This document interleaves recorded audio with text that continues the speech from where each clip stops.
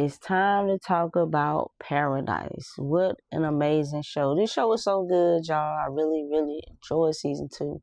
And I can't wait for season 3. See, the thing about TV shows is that they're showing specific parts of the journey and each season focuses on. And most of the time, season 2 is like a background season. The building of the world around the characters. A lot of background information. Now, it can feel unnecessary, but it is important to understand with the complexities that's going to come with the remainder of the story. And season 2 of Paradise gave us a lot of additional and what feels like unnecessary backstory, but I promise y'all it's going to matter later on. So I'm glad they have already invested in the story and secured season 3. Now, let's get to the real meat and potatoes, right? First and foremost, I do want to thank Hulu for putting this chocolate black man and his beautiful chocolate family reunited on their screen, right? That was a nice sentiment to give. I will say that. It was an important sight to see. Now, the show itself, Paradise, is a very symbolic show, and it has lots of themes hidden in it. First of all, it's called Paradise, right? Or so-called Paradise. You got to ask yourself, what is Paradise? So this is a bunker, and this bunker is quote-unquote paradise, but what we come to learn is that bunker is simply a false Eden, a false salvation, a false safe haven. The bunker represents constructed reality, and if you're familiar with the simulation theory or the philosophy behind the Matrix, then you get it. It's the concept of the world you're living in isn't real or falsely constructed by those in supposed power, right? Because it's not even natural survival, it's selected or engineered selection. Because everybody that was in that bunker was selected to be in that bunker, right? So the elitists were the authority that were the ones who got to choose.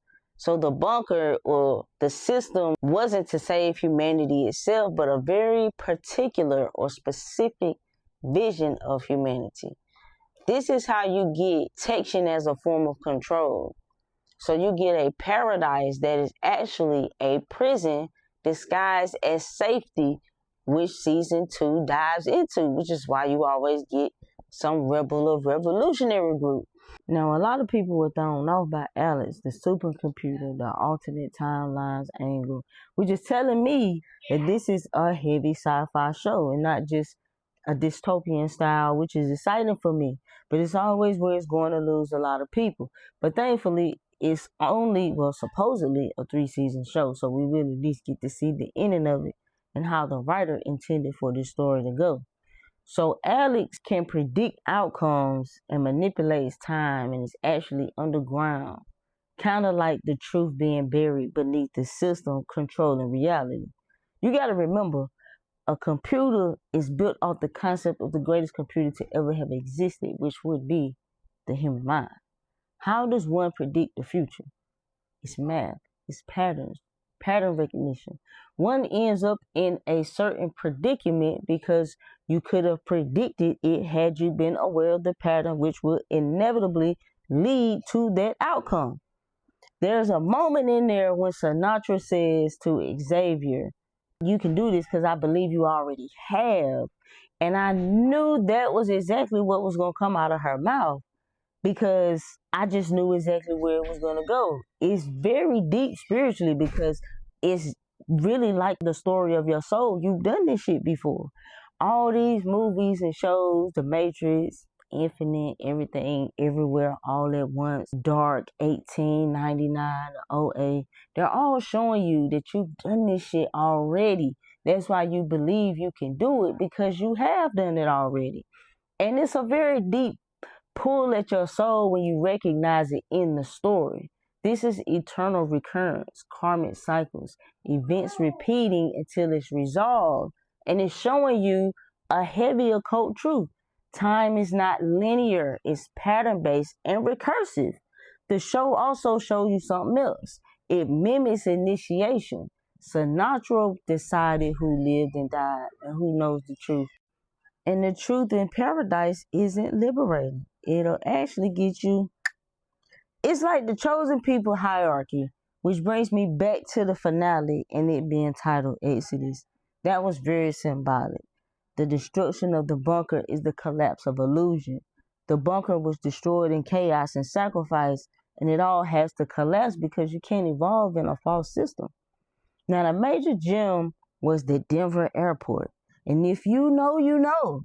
And when she said that, I was like, man, they just fucking with us because that is real life conspiracy when you get to talking about the Denver airport. It's already tied to underground bunkers, hidden architecture, and infrastructure. And then back in 2010, they had this big 26-foot tall Anubis on display there. And Anubis or Anpu is the god of the underworld. There's also Lucifer, the Blue Mustang statue, which we might need a whole separate video to talk about separately. But ultimately, it's subtly saying there are layers of systems controlling reality. There is usually death that must initiate change. And that comes in Sinatra sacrificing herself, aligning with ritualistic sacrifice and the idea that something must be given to initiate change. If you strip it all down, the show is showing a few things, and one being that reality is engineered and controlled.